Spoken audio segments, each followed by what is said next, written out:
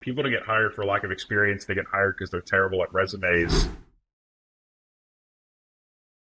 When we don't hire people, it's not because they don't have the experience. It's because they wrote a resume for a different company and happened to send it to me. It's because they clearly sent the same resume to 500 companies and it wasn't talking to us. A resume needs to be a specific response to a specific job.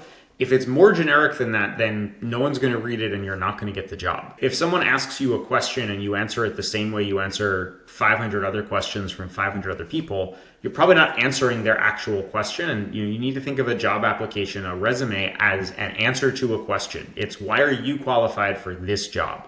And if the answer is the same as why you're qualified for any other job, then you're not really answering the question specifically. And I see a lot of people make that mistake. I'm only chuckling because I'm thinking about like a metaphor in terms of dating. Like you, if you were swiping right on like every single person in your profile and you're just sending like the same message to all of them without reading through their profile, without trying to understand what they're looking for, without reading through what interests them, of course you're going to be single, which is not a metaphor for my life.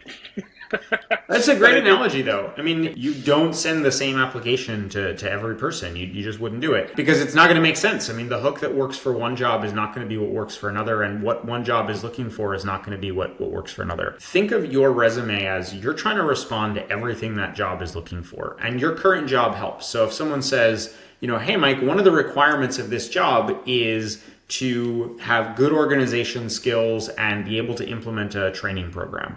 Your response might be, of course I have that experience. In fact, I worked in customer service at this company for 6 years. During that time, I managed 4 people. I organized our closing shift schedule, whatever that might be. So the point is not to put on every resume you send out that you organize the closing shift schedule. I might not care.